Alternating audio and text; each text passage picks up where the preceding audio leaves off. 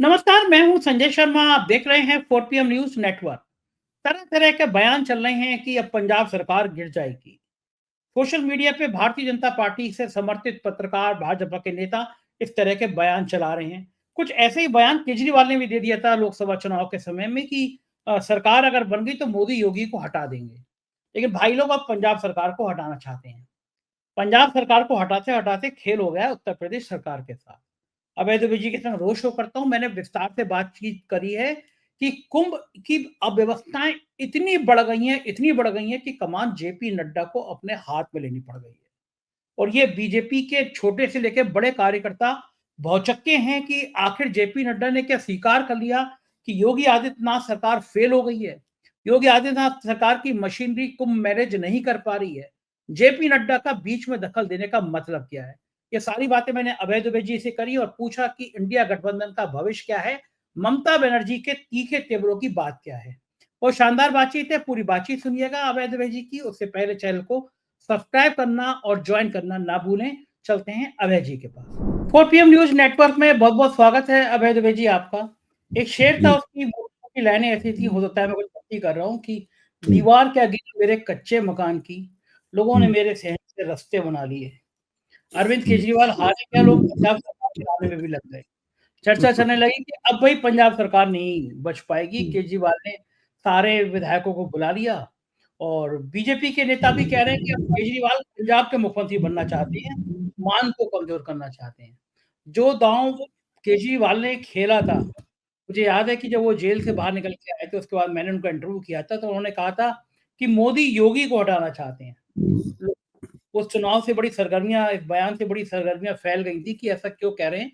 अब वही दांव जो है वो केजरीवाल पे चला जा रहा है कि भाई ये जो है सरकार पंजाब की गड़बड़ा करके खुद मुख्यमंत्री बनना चाहते हैं। क्या वास्तव में पंजाब सरकार खतरे में है? दिल्ली के नतीजों के बाद क्या पंजाब सरकार पर असर पड़ेगा या फिर ये केवल शिगूफा है केजरीवाल को परेशान करने को, विधायकों पे मनोवैज्ञानिक दबाव बनाने को? खेल क्या है? देखिए, मैंने इस विषय में काफ़ी सोचा है और इधर-उधर जो बातें चल रही हैं उनको भी सुना है। आज आशुतोष का भी एक मैंने वीडियो सुना केवल इसी मकसद के लिए कि दरअसल आशुतोष के पुराने साथी हैं, वो क्या सोच रहे हैं। इसके अलावा भी मुझसे भी कई तरह के मीडिया मंचों पे इस तरह के सवाल पूछे गए हैं, क्या पंजाब सरकार के लिए खतरा है? क्या दिल्ली के जो 22 विधायक हैं, उनके लिए भी खतरा है? इस प्रकार की तमाम बातें कही जा रही हैं। मेरा मानना ये है कि जब कोई ऐसी बड़ी घटना होती है, जिससे लोग हिल जाते हैं, तो उसमें हर जगह वो कॉन्स्पिरेसी साजिश देखने लगते हैं। हर जगह कॉन्स्पिरेसी सुनने लगते हैं। राजनीति में कॉन्स्पिरेसी का महत्व है। कॉन्स्पिरेसी का महत्व है, योजना का महत्व है, सब चीज़ों का महत्व होता है और सब चीज़ें काम भी करती हैं, इसमें कोई शक नहीं। लेकिन ये जो तरीका है ना कि हर चीज़ में कॉन्स्पिरेसी ढूँढना, अब जैसे कि मैं आपको बताता हूँ इसका एक नमूना। इस वक़्त चुनावी मुहिम चल रही थी, तो भारतीय जनता पार्टी के एक समर्थक पत्रकार ने मुझसे ये कहा कि आप जानते हैं कि ग्रेटर कैलाश से सौरभ भारद्वाज के मुकाबले एक बहुत ही मामूली किस्म की शिखा राय नाम की एक बिल्कुल मामूली किस्म की बंदी को भाजपा ने खड़ा किया है। हमने ये तो उन्होंने कहा इसलिए खड़ा किया है कि ताकि वो सौरभ भारद्वाज चुनाव जीत जाए और चुनाव जीतने के बाद में फिर वो अरविंद केजरीवाल की लीडरशिप को चुनौती दे भाजपा की तरफ से और आम आदमी पार्टी दो टुकड़े हो जाए। ये तर्क दिया गया। सौरभ भारद्वाज तो अपना चुनाव ही हार गए। अच्छा, इस प्रकार की जो कॉन्स्पिरेसी थ्योरीज चलती हैं, बिल्कुल बेसिर पैर की होती है। हमेशा देखना चाहिए क्या वास्तव में इसका कोई ठोस प्रमाण उपलब्ध है। भाई इसमें क्या कौन सा ठोस प्रमाण उपलब्ध है कि पंजाब सरकार खतरे में है। हर चीज पंजाब सरकार खतरे में कभी भी हो सकती है, मैं ये मानता हूं। दिल्ली में 22 विधायक भी कभी भी खतरे में हो सकते हैं, मैं भी मानता हूं। लेकिन राजनीति का तर्क क्या कहता है? भाजपा को इन आम आदमी पार्टी के 22 विधायकों को तोड़ने की क्या जरूरत है? उन भाजपा के पास 48 विधायक हैं, केंद्र सरकार उसके साथ है, लेफ्टिनेंट गवर्नर उसके साथ है, सब कुछ तो भाजपा के पास है। अब भाजपा क्यों इन 22 विधायकों को तोड़ के बेकार में अपने अपने अपने ऊपर काला बट्टा लगाएगी? उसको फायदा क्या होगा भाजपा को? दूसरी बात यह है कि 22 विधायकों में दलित और मुसलमान विधायक कई है। 22 विधायकों में ज्यादा बड़ी संख्या तो दलित और मुसलमान विधायकों की है। मुसलमान विधायकों को भाजपा अपने रख के लेके क्या करेगी? कोई इसकी तुक नहीं है इस बात की। दिल्ली में जो साजिश थे, भाजपा तो इस वक्त कोशिश ये कर रही है कि जो एनडीएमसी है, नई दिल्ली नगर महापालिका है, इसके अंदर उसका मेयर बन जाए। भाजपा की पूरी कोशिश ये है, इसकी तिकड़म में भाजपा लगी हुई है। इसके अलावा भाजपा दिल्ली में कोई तिकड़म नहीं कर रही है, जरूरत तो भाजपा के भीतर होड़ चल रही है कि मुख्यमंत्री कौन बनेगा और मंत्री कौन बनेगा। कोई 6 ही मंत्री बनने हैं भाई। दिल्ली में 70 की विधानसभा में 6 से ज्यादा मंत्री बन नहीं सकते। मंत्री बनने वालों की लाइन बहुत लंबी है। तो ये भाजपा तो इस तरह की गतिविधियों में फंसी हुई है भाजपा। जहां तक पंजाब का सवाल है, पंजाब में भारतीय जनता पार्टी का जनाधार बहुत ही छोटा है। वो केवल जब अकाली दल के साथ मिलकर चुनाव लड़ती थी तभी थोड़ा बहुत जीत जात भी पाती थी, वरना वो बिल्कुल उसका जनाधार बहुत छोटा है। शहर के जो हिंदू व्यापारी हैं उनके अलावा भारतीय जनता पार्टी को न कोई समर्थन देता है, न उसे कोई वोट देता है। आप देखिए, अमरिंदर सिंह कांग्रेस छोड़ के भाजपा में चले आए। अमरिंदर सिंह एक भी किसी जाट किसान का भाजपा को वोट नहीं दिलवा पाए। बहुत बातें होती थी जब पिछले चुनाव में आम आदमी पार्टी जीती थी, जबरदस्त बात हो रही है अमरिंदर सिंह से, बहुत जाट किसान भाजपा की तरफ झुके हैं। ये सब बेकार का प्रचार था, कुछ नहीं हुआ। सारे वोट आम आदमी पार्टी को मिले। आम आदमी पार्टी के पास 90 विधायक हैं पंजाब की विधानसभा में, उसको कोई खतरा नहीं है। देखिए, जो पार्टियां आम आदमी पार्टी के खिलाफ खड़ी हुई हैं, भारतीय जनता पार्टी बहुत ही छोटा जनाधार है। अकाली दल उसने अपने लिए जो खुद गड्ढा खोदा था और उसमें गिर पड़ा था, उस गड्ढे से आज तक नहीं निकला है अकाली दल, उसी में पड़ा हुआ है। और वो गड्ढा और थोड़ा पंथिक हस्तक्षेप के कारण वो गड्ढा और भी थोड़ा और गहरा हो गया है। कांग्रेस की हालत यह है कि अमरिंदर सिंह के जाने के बाद कांग्रेस के पास कोई नेता नहीं है वहां पर। तो बहुत ये तीनों पार्टियां जो है, कांग्रेस के पास समर्थन आधार है, मैं मानता हूं कि लोकसभा चुनाव उसने दिखाया है उसने, लेकिन ऐसा कोई नेता नहीं है जो कांग्रेस के झंडे को लेकर खड़ा हो, बड़े पैमाने पर लोगों की गोलबंदी करे। व्यवहारिक रूप से देखा जाए तो आम आदमी पार्टी केवल पंजाब की इकाई इन तीनों पार्टियों से ज्यादा बेहतर स्थिति में है। मैं उनकी सरकार कैसे चला रहे इसकी तारीफ नहीं कर रहा हूं, उसमें तो कमियां बहुत सी हैं और कमियां हम लोग ढूंढना चाहें तो बहुत सी कमियां ढूंढ सकते हैं। लेकिन राजनीतिक परिस्थिति क्या है, मैं इसकी व्याख्या कर रहा हूं। राजनीतिक परिस्थिति में आम आदमी पार्टी न पंजाब में कमजोर है और न ही उसकी सरकार कमजोर है। अब आप दिल्ली में आइए, क्या दिल्ली में आम आदमी पार्टी कमजोर हो गई है? निश्चित रूप से कमजोर हो गई है, लेकिन कितनी कमजोर हो गई है भाई? उसके पास 43.5% वोट है जो उसको मिला है वोट। उसके पास आतिशी और गोपाल राय ऐसे 2 नेता हैं जो चुनाव जीत गए हैं और उनके ऊपर किसी किस्म का दाग नहीं है, कोई मुकदमा नहीं है, कुछ नहीं है उनके ऊपर। नई दिल्ली महानगर पालिका की बागडोर आम आदमी पार्टी के पास है।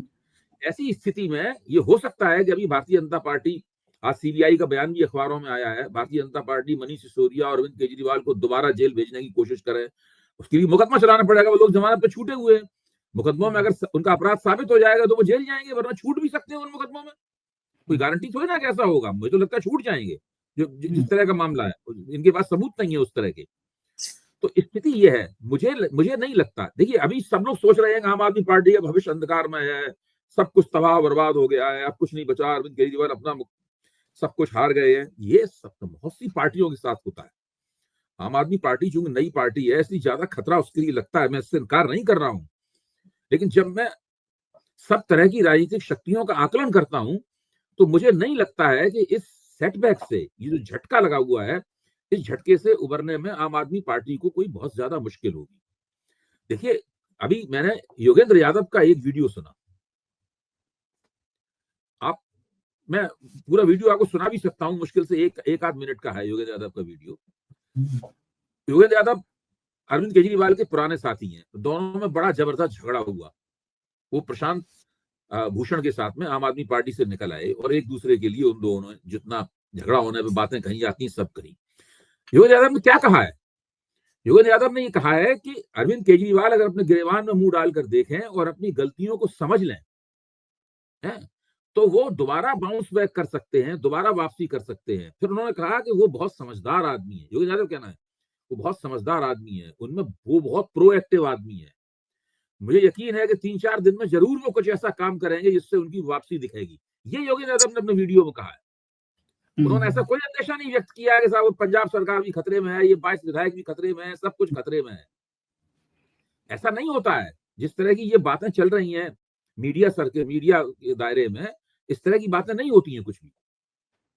देखो ठीक है ना, मैं तो ये देख रहा हूँ कि यहाँ पे बीजेपी का सवाल है, तो बीजेपी तो सुरसुरी छोड़ती है भाई। ये तो हाँ, हाँ, कोई सही नेता बात ने है। देखा है कि सुरसुरी छोड़ी जाती है कि भाई वो अरविंद केजरीवाल वहां के बनना चाहते हैं मुख्यमंत्री।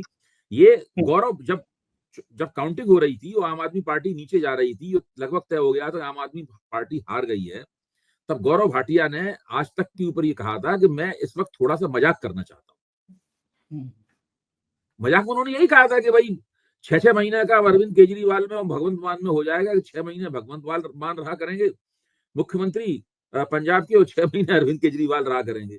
मतलब उन्होंने एक जोक, मजाक के तौर पे ये बात कही थी। तो ये सब बातें इसी किस्म की हैं। हाँ, मैं देख हाँ, रहा हूँ कि इसका कोई ठोस प्रमाण आए तो हम उसमें गौर करें। देखो ठीक है, मैं देख रहा हूँ कि कल से आतिशी का एक वीडियो वायरल हो रहा है। आतिशी कहीं डांस कर रही हैं और ये वायरल हो रहा है कि केजरीवाल हार गए, पार्टी हार गई, देखो आतिशी की तरह डांस कर रही हैं। और फिर कई लोगों ने मुझे मैसेज भेजे कि आतिशी जो है वो बीजेपी की एजेंट है और आतिशी तोड़ देंगी। पहले सौरभ भारद्वाज तोड़ रहे थे, अब आतिशी तोड़ देंगी। ये कहानियां देखिए, ये ये सारी कहानियां बातें, ये इस तरह की कॉन्स्पिरेसी थ्योरीज में लोगों को मजा आता है, उनका मनोरंजन होता है, एक दूसरे से बातें करते हैं, ही हू हू होती है। इसके अलावा इन चीजों का कोई महत्व नहीं होता। पॉलिटिक्स इस कॉन्स्पिरेसी थ्योरीज के मुताबिक नहीं चलती। लेकिन इंडिया गठबंधन पे तो थोड़ी मुसीबत आ रही है। ममता बनर्जी ने कहा कि यहाँ तो कोई कांग्रेस की जरूरत नहीं है, टीएमसी अकेली ही पर्याप्त है, अकेले हम निपटा लेंगे बीजेपी को। कि बीजेपी के निगाह में मुझे लगता है सबसे बड़ा टारगेट अगला जो है वो ममता बनर्जी होने वाली है। क्या लगता है आपको इस पूरे देखिए, घटनाक्रम में? अब जो बीजेपी के समर्थक पत्रकार हैं, वो पूरे मामले को किस तरह पेश कर रहे हैं, उनका आप दांव बट्टा देखिए। उनका मामला है कि एक जो कांटा था वो निकल गया। खुद नरेंद्र मोदी ने भी अपने भाषण में कहा है ना कि दिल में एक टीस थी जो निकल गई। उनकी टीस थी, वो हरा नहीं पा रहे थे अरविंद केजरीवाल को। एक कांटा निकल गया, अब अगला कांटा ममता बनर्जी है, उसको निकाला जाएगा। देखिए, ममता बनर्जी को तो ये 2 बार, एक 2019 के चुनाव में भाजपा को कुछ सफलता ममता बनर्जी को लोकसभा चुनाव में मिली थी। फिर क्या हुआ? ममता बनर्जी समझ गई कि चक्कर क्या है। उन्होंने अपने कामकाज के तरीके में बहुत करेक्शन किया। उन्होंने टीएमसी वाले जो तमाम लोगों से पैसा वसूल रहे थे, उसको उन्होंने रोका, पैसे वापस करवाए लोगों के। फिर ठप्पे के साथ में खेला होवे का नारा देके उन्होंने विधानसभा चुनाव जीता। उसके बाद में लोकसभा चुनाव में भाजपा की दुर्गत की उन्होंने। और जब वो कहती हैं अकेले ही काफी है, तो सही कहती हैं। भाई, कांग्रेस क्या करती है पश्चिम बंगाल में? कांग्रेस जो है, जब उनसे समझौता नहीं होता है तो ममता बनर्जी को नुकसान पहुंचाने की कोशिश करती है कि नहीं करती है वहां पर? तो ममता बनर्जी इतनी शक्तिशाली हैं कि वो अकेले दम पर भारतीय जनता पार्टी को बंगाल में अपना दबदबा बनाने से रोक सके। और वो उस वक्त तक ये करती रहेगी जब तक उन्हें कामयाबी मिलती रहेगी। अभी तक का तो रिकॉर्ड यही था। 2019 के चुनाव को हम लोग देख चुके हैं। उसके बाद हम लोगों ने विधानसभा चुनाव देखा, उसके बाद लोकसभा चुनाव देखा। ममता बनर्जी हमेशा कामयाब रही हैं। तो अगर वो ये कहती हैं कि हमें किसी मदद की जरूरत नहीं, तो उसमें गलत बात क्या है? हाँ, लेकिन ये अगर इंडिया गठबंधन का फिर क्या होगा? अगर रीजनल पार्टी ऐसे कर करके अगर विदाई लेने लगेंगी, तो इंडिया गठबंधन का क्या होगा जो बड़ी ताकत से बना था बीजेपी भाई से देखिए, लड़ने के लिए? कांग्रेस को ये समझना पड़ेगा कि ये वो जमाना नहीं है जब कांग्रेस हर प्रांत में प्रमुख दल हुआ करती थी। ये सब कांग्रेस से ही निकली हुई ताकतें हैं। ममता बनर्जी क्या कांग्रेस से निकली हैं? आपके जो जनता दल है, सब सारे लोग कांग्रेस से निकले हुए लोग हैं। तो जो कांग्रेस से निकली हुई ताकतें हैं, उन ताकतों की वजह से कांग्रेस उन प्रांतों में पहले नंबर की पार्टी नहीं रह गई है। अब जरा उसको, कांग्रेस को कुछ दूसरी नीति बनानी पड़ेगी। राज्यों के चुनाव में, विधानसभा चुनाव के लिए कुछ दूसरी नीति उन्हें बनानी पड़ेगी। तब अगर वो पुराने ढर्रे में चलते रहेंगे तो उससे फायदा नहीं होगा उनका। हाँ, तो क्या अगर बिहार में भी अगर पिछली बार की तरह ये माना गया कि बिहार में कांग्रेस ने ज़्यादा सीटें ले ली हैं, इसलिए नुकसान हो गया। अगर बिहार में कम सीटें होती तो तेजस्वी मुख्यमंत्री बन जाते। भाई, तो पिछली बिहार में बार अब जब तेजस्वी सबसे बड़े दल के रूप में उभरे, लेकिन सरकार नहीं बना पाए, बाल बाल पीछे रह गए सरकार के, तो उसमें एक बड़ा कारण ये बताया गया था कि कांग्रेस को ज्यादा सीटें दे दी गई और कांग्रेस ने उस हिसाब से प्रदर्शन नहीं किया अच्छा। अगर उन सीटों के ऊपर तेजस्वी के लोग लड़ते तो ज्यादा सीटें और भी ज्यादा सीटें जीत सकते थे। अब जैसे कि दिल्ली में देखिए आप, दिल्ली में उन्होंने एक सीट जनता दल यूनाइटेड को दे दी, बुराड़ी की, बीजेपी ने। एक सीट उन्होंने चिराग पासवान को दे दी।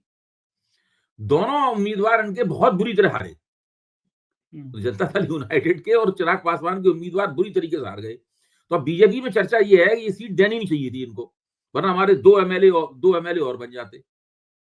हवा हमारे पक्ष में चल रही थी इन दोनों की वजह से जो है, क्योंकि भाजपा के वोटरों ने जनता दल यूनाइटेड के उम्मीदवार को वोट नहीं दिया। चिराग पासवान के उम्मीदवार को उन्होंने वोट नहीं दिया, उन्होंने भाजपा के वोटरों ने। भाजपा के कार्यकर्ताओं ने भी उनके पक्ष में काम नहीं किया, हार गए। कोई किसी किस्म का कोई आपस में जेल हो नहीं रहे थे कतई कुछ भी। तो ये सब जगह इस तरह की बात चलती है। स्थानीय स्तर की राजनीति अलग तरह की होती है, राष्ट्रीय स्तर की राजनीति अलग तरह की होती है। एनडीए इसलिए इस तरह की राजनीति कर लेती है कि भाजपा उसमें चौधरी की पोजीशन में है। भाजपा की स्थिति क्या है, वो एनडीए की चौधरी है। वो जब चाहती है किसी को एनडीए में रखती है, किसी को निकाल देती है, जब चाहती है इसको ठोकर मार देती है, चाहती है किसी को गोद में बैठा लेती है अपनी। ऐसी स्थिति कांग्रेस की इंडिया गठबंधन में नहीं है। कांग्रेस की 200 से ऊपर सीटें आ जाएं तो वो भी इंडिया गठबंधन की चौधरी बन जाएगी। हाँ, जो चाहेगी फिर वो कर लेगी। पिछले कांग्रेस के एक नेता ने मुझे फोन किया और ये कहा कि संजय जी अपने स्तर से पड़ताल करिए, हम लोग भी कर रहे हैं, जैसा आप हमेशा कहते रहे, क्योंकि आप शुरू से कह रहे थे कि ईवीएम के झोल पे मैं यकीन नहीं कर रहा, खेल वोटर लिस्ट का है। तो उस कांग्रेस के नेता ने मुझे फोन किया कि संजय जी अपने स्तर से पड़ताल करिए कि हरियाणा महाराष्ट्र का चुनाव सिर्फ इसलिए नहीं कराया गया, आपने मुझसे ये बात कही थी कि जो वोटर हरियाणा में तय किए गए 30-40 लाख वोटर, जो अनाधिकृत गलत रूप से जिनके आधार कार्ड बनवाए गए हरियाणा के पते पे वोटर, वही महाराष्ट्र में, वही दिल्ली में। तो मैंने कहा मैं क्या पड़ताल करूं, काम आप लोगों का ज्यादा अच्छा है, आप भी करिए, मतलब पत्रकार तो करेंगे नहीं, कांग्रेस से करेगी, उसे भी करना चाहिए। क्या ये संभव है अभय जी कि 30-40 लाख लोग ऐसे तैयार किए हों कि जो हरियाणा में आए, जिनके आधार कार्ड बनाना कोई मुश्किल काम नहीं है, निर्वाचन आयोग जिस हिसाब से खेल कर रहा है वोटर सूची में, क्योंकि ये बात तो शंका में, शक के घेरे में आती है कि पूरे 3 सालों में जो जितने वोटर नहीं उतने 3-4 महीने में बन जाए। तो ये क्या वोटर है, ये उम्मीद है कि हरियाणा में वोटर ने वोट डाला, वही बड़ी संख्या में लाखों लोग महाराष्ट्र में चले गए, वही दिल्ली में आ गए। झारखंड में खेल इसलिए नहीं हो पाया क्योंकि हुकूमत वहां पे नहीं थी। जहां आपकी हुकूमत है, जहां प्रशासनिक मशीनरी आपकी है, वहां वोटर लिस्ट में खेल हो गया। झारखंड में डीएमएसपी आपके थे नहीं, तो झारखंड में खेल नहीं हो पाया। तो क्या आप मानते हैं कि इतने लाखों लोगों का मूवमेंट हो सकता है, कर सकती है बीजेपी? लोगों को मूवमेंट करने की क्या जरूरत है? संजय राउत ने कहा भी है कि जो 39 लाख वोट यहाँ पड़े हैं वो बिहार पहुंच जाएंगे। संजय राउत ने राहुल गांधी के साथ जो उनकी प्रेस कॉन्फ्रेंस हुई, इसमें एक तरफ सुप्रिया सुले बैठी थी, एक तरफ संजय राउत बैठे थे। वो बहुत महत्वपूर्ण प्रेस कॉन्फ्रेंस थी संजय जी। उससे विपक्ष की राजनीति का आगे का एजेंडा साबित होता है, बात मैंने कल भी कही थी, सेट होता है एजेंडा। तो संजय राउत ने कहा ना 39 लाख वोटर वहां भी पहुंच जाएंगे। लोगों को फिजिकली मूव करने की जरूरत नहीं है भाजपा को ये जरूरत नहीं है कि 39 लाख वोटरों को वो अब दिल्ली से महाराष्ट्र से हटा के जो है वहां बिहार ले जाए, इसकी जरूरत नहीं है। केवल एक मतदाता नाम बढ़ गए, कोई और डाल देगा उनकी जगह वोट जाके। हाँ, ओके, कुछ नहीं होगा तो बीएलओ जो निर्वाचन अधिकारियों को वही डालता रहेगा। अगर पूरी चुनावी मशीनरी उनके साथ मिली हुई है तो वो तो किसी भी तरीके से उनके वोट पड़ जाएंगे। हाँ, कुछ 20-25 हम लोगों को ये भी देखने की जरूरत है। आप देखिए, आज मैंने किसका नतीजा देखा था, किसी एक उम्मीदवार का नतीजा दिल्ली का मैं खासतौर से मैं देख रहा था। हाँ, अरविंद केजरीवाल का नतीजा देख रहा था। बहुत ज्यादा विश्लेषण हो रहा है उसका, वो क्यों हारे। तो अरविंद केजरीवाल को जितने वोट मिले उससे 20,000 वोट करीब उन्हें पिछली बार ज्यादा मिले थे। और भाजपा के उम्मीदवार को जितने वोट मिले उससे पिछली बार से 5,000 वोट केवल ज्यादा मिले। स्थिति यह अरविंद केजरीवाल के 20,000 वोट कम पड़ गए, कम गिर गए नीचे। भाजपा के तो केवल 5,000 वोट बढ़े। फिर संदीप दीक्षित ने कुछ वोट काट लिए, तो वो थोड़े से वोटों से अरविंद केजरीवाल हार गए। मनीष सिसोदिया केवल 600-700 वोटों से हार गए। सारे लोग, मतलब सोमनाथ भारती बहुत कम वोटों से हारे, भारद्वाज बहुत कम वोटों से हारे, लोग बहुत बहुत कम वोटों से चुनाव हारे हैं। बहुत सारी सीटें ऐसी हैं 300 से लेकर 1,000 के बीच में बहुत सारे फैसले हुए हैं। दिल्ली में चुनाव बहुत कांटे का था, बहुत कड़ी टक्कर हुई। कड़ी टक्कर इसलिए हुई कि भाजपा के वोट बढ़े, इनके वोट गए गिर, तो टक्कर बहुत कड़ी हो गई। ये हाँ, स्थिति तो थी। मतलब आप इसलिए इसमें बहुत ध्यान से सब चीजों को देखना समझना चाहिए, उसके बाद निष्कर्षों पे पहुंचना चाहिए। अब जैसे कि कांग्रेस की तरफ से प्रचार ये किया जा रहा है, एक जगह मैंने एक वीडियो का हेडिंग देखा, हेडिंग देख के ही मैंने उस वीडियो को नहीं सुना। वो ये था कि प्रियंका राहुल ने कांग्रेस आम आदमी पार्टी को हराया। हुँ, अच्छा, अब हुँ, जिस पार्टी के 4.25% वोट थे, केवल 2% बढ़े, तो वो तो जो एक बचकाना गणित होता है ना, कि भाई इन हुँ, दोनों के वोटों को, इन दोनों के अंतराल को दे दो, कांग्रेस के वोट इससे 200 वोट ज्यादा है, कांग्रेस के 1000 वोट ज्यादा है। इस प्रकार के बचकाने, ये बहुत ही बचकाना किस्म का गणित है। हुँ, इससे नहीं माना है। क्या कांग्रेस का चुनाव कोई उठ रहा था वहां पे दिल्ली में? कांग्रेस चुनाव कभी भी नहीं उठा। तो ऐसी हुँ, स्थिति में मैं नहीं मानता आम आदमी पार्टी के वोटों में 10% की गिरावट हुई है। ये है उनके चुनाव हारने का मुख्य कारण। अगर उनकी गिरावट वो थोड़ी रोक लेते, 10 की बजाय उनकी गिरावट 5% भी होती, तो आम आदमी पार्टी को साधारण बहुमत तो प्राप्त हो जाता उसी में। 10% की गिरावट में उन्होंने 22 सीटें जीत ली, आप सोचो। अगर उनकी सही बात। 5% गिरावट कम होती तो अभी तक सत्ता में बैठे होते। बिल्कुल ठीक बात है। अच्छा, ये लोग पंजाब की सरकार गिरा रहे हैं, लेकिन बात खतरा उत्तर प्रदेश सरकार को भी कम नहीं है। कुंभ जो है वो अब तक का सबसे ज़्यादा अव्यवस्थाओं वाला कुंभ साबित हो रहा है। हम्म, स्थिति ये आ रही है, मध्य प्रदेश के अफ़सर का एक वीडियो वायरल हो रहा है, वो कह रहा है कि आप कृपया करके अपने घर लौट जाइए। आगे 30-40 किलोमीटर लंबा जाम है और हाँ, मत बहुत लंबा जाकर, जाम है। मतलब हर तरफ से ऐसे वीडियो आ रहे हैं, हाहाकार महाकुंभ मचा में महाजाम, भास्कर के पहले पन्ने में खबर हुआ थी, है। महाकुंभ मतलब में महाजाम। इतना खराब अवस्थाएँ सपने में नहीं सोच सकते थे अभय जी, इतना खराब होगा। लोग 30-30 घंटे तक फँसे हुए हैं, मोबाइल की बैटरी खत्म हो गई है, खाने-पीने का इंतज़ाम नहीं है। मतलब पता नहीं क्या सोच के इन लोगों ने लोगों को न्योता दे दिया। इस बीच में बड़ी खबर जो आई है, वो आई है बीएल संतोष के एक ट्वीट से हड़कंप मच गया है। हम्म, बीएल संतोष ने लिखा है, on the station of honourable national president Shri JP Nadda at the rate hmm, BJP MP workers and BJP UP workers hmm, will assess the administration in managing traffic on road, provide food and medical facility to कुंभ यात्री। BL संतोष कह रहे हैं कि JP Nadda के कहने के बाद मध्य प्रदेश और उत्तर प्रदेश के भारतीय जनता पार्टी के कार्यकर्ताओं को कहा गया है कि वो हम्म, यातायात ठीक करें, खाना पीना हम्म, पहुंचाएं। हम्म, इसका अगर लंबा अर्थ देखेंगे तो वो हम्म, उत्तर प्रदेश के बीजेपी कार्यकर्ताओं को कह रहे हैं कि भाई तुम कमान संभाल लो, सरकार से कुछ हम्म, ना हो रहा। अब क्या ये हम्म, काम कार्यकर्ताओं का है कि वो खाना देखें, देने जाएं? अच्छी बात है, दें, सबको करना चाहिए, सपा कांग्रेस भाजपा बसपा सबको करना चाहिए, जितनी मदद कर सके कर सके। लेकिन ये ट्वीट करना कि जेपी नड्डा ने कहा है कि कुंभ की व्यवस्थाएं, जो यातायात है, जो फूड है, जो पानी है, बीजेपी के कार्यकर्ता करें। क्या ये इशारा है कि योगी आदित्यनाथ सरकार फेल हो गई है खाना देने में, पानी देने में, यातायात, और जेपी नड्डा ने अब कमान अपने हाथ में लिए, या इसका तो और इस ट्वीट कौन का सा, मतलब? संजय जी आप बताइए, कौन सा ऐसा तरीका है जिससे भारतीय जनता पार्टी का जो नेतृत्व है वो ये कहे कि भाई ये सरकार कुंभ का ठीक प्रबंधन नहीं कर पाई? खुल के तो नहीं कहेगी ये बात। उन्हीं की सरकार है, उन्हीं की पार्टी की। ये इन्हीं तरीकों से वो आवाज निकलेगी। आप बिल्कुल ठीक कह रहे हैं। सरकार तो फ्लॉप हो ही गई है। आपने इतना बड़े कुंभ का आयोजन किया, इतनी बड़ी आपने छतरी अपने ऊपर तान ली। अब आपकी छतरी जगह-जगह से फटी हुई है, उसमें से सब कुछ गिर रहा है उसके अंदर से, कोई इंतजाम है नहीं लोगों के लिए, कुछ वीआईपी लोगों को छोड़ के बाकी किसी को कोई राहत नहीं है कुंभ में। तो ऐसे में कुल मिलाकर योगी जी को जिस लाभ की उम्मीद थी कुंभ के आयोजन से, वो लाभ तो उनका समाप्त हो चुका है पूरी तरीके से। अब उनको नुकसान कितना हुआ है इसका आकलन होना बाकी है। कितना नुकसान हुआ है इसका आकलन होना बाकी है। बाकी वो लाभ तो उनको, जो राजनीतिक लाभ की इस उम्मीद में उन्होंने किया था, वो तो समाप्त हो चुका है।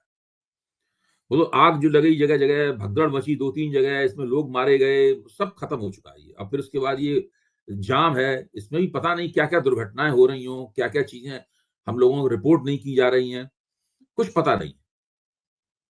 अच्छा, मैं ये मानता हूँ कि ये कुंभ जो है ना, इनके लिए नुकसानदेह साबित हुआ है। अच्छा, क्या लग रहा है आपको, कहाँ चूक गए ये योगी आदित्यनाथ? क्या ये एडमिनिस्ट्रेशन संभालने में नाकाम हो गए, सरकारी मशीनरी ने चौपट कर दिया? ये कुंभ इतना खराब क्यों हो गया, क्या लगता है आपको? पहली बात तो ये है कि इसकी पूरी जो परिकल्पना थी कुंभ की, जिस तरह का प्रचार वगैरह किया गया था, उसमें जिन एजेंसियों की इन्हें मदद लेनी चाहिए थी, उन एजेंसियों की उन्होंने मदद नहीं ली। जैसे कि आपको याद कीजिए जिस दिन भगदड़ मची थी, उस दिन कुछ महामंडलेश्वरों और साधु संतों ने भी कहा था कि भाई जब आप इतने करोड़ों लोगों को स्नान कराना चाहते थे, तो आप व्यवस्था के लिए आपको आर्मी बुला लेनी चाहिए थी, आपको फौज बुला लेनी चाहिए थी। वो ठीक से व्यवस्था करती सब जगह। क्यों नहीं कर सकती थी फौज? एक दिन व्यवस्था कर सकती थी। वो तो बहुत बड़ी चीज़ थी ना ये। तो वो इन्होंने किया नहीं। दूसरे, ये जो पूरा वीआईपी वाला मामला है, जो जो खूबसूरत टेंट लगाने वाला मामला है, 20,000 से लेके 1 लाख रुपए, 2 लाख रुपए तक के टेंटों वाला जो मामला है, इसने कुंभ का बिल्कुल किरदार बिल्कुल बदल दिया। जो व्यवस्था का सारा फोकस वहां पे चला गया। जो व्यवस्था में लगी हुई ताकतें थी, उनका फोकस उनकी सेवा में चला गया। आम लोगों के लिए कोई ज्यादा इंतजाम इन लोगों ने किया नहीं। उसका नतीजा भुगत रहे। बिल्कुल ठीक बात है। कुंभ जो है पूरा अव्यवस्थाओं की भेंट चढ़ गया। बहुत बहुत शुक्रिया अभय जी, आपने हमें इतना जी। समय दिया। ये थे अभय द्विवेदी जी और पूरी बातचीत सुनी। मुझको यकीन है ये बातचीत आपको पसंद आई होगी। अपनी प्यार भरी राय से अवगत जरूर कराइएगा। शुक्रिया, थैंक यू।